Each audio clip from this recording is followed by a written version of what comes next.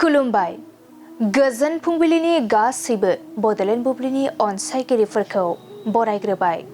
दिनै 9 डिसेम्बर समबारनि फानजामुथिखौ फरायथिनो लादों आं उदांस्रि मुसाहारिया।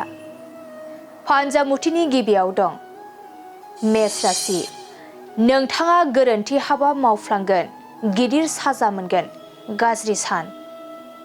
बृष राशि। बेफार फालांगियाव मुलाम्फा जागोन, रांखावरि आरजिनानै लानो हागोन। मिथुन राशि। नोंथांनि बिबाना गोजौ फारसे जौगालांगोन, नखराव गोजोन फैगोन। कर्क राशि। नोंथाङा धोरोमनि बेरेखा हाबा मावगोन, गोसोआ गाज्रि मोनबाय थागोन। सिंह राशि। गावनि थांखि होसोनायाव लामा ससेयाव जेननांगोन, दुखु दाहाजोंनो साना बारलांगोन। कन्या राशि। गोमाना थानाय मुवाखौ मोननो हाफिनगोन, गोसोखौ गोजोननाय मोनगोन।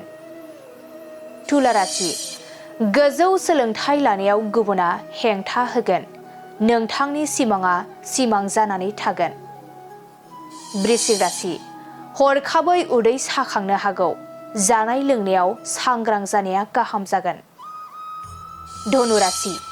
मानिबा जाहोनाव गोसोआव गिखांनाय सोमजिगोन, दाबसे जायगायाव थाथेरनो सुखुनाय नङा। मकर राशि। धैर्य हमनानै खामानि मावनाया गाहाम जागोन, खामानिफोरा जाफुंसारगोन। कुम्भ राशि। नोंथांनि अहंखारनि जाहोनाव रांखावरि खहा जागोन, जेंना जेंसि सोमजिगोन। मीन राशि।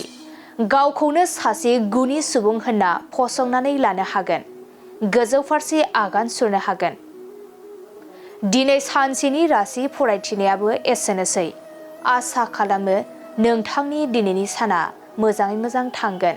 बेखौ बडलेण्ड बुब्लि नखरनिफ्राय मिजिंथिबाय। गोजोन्थों।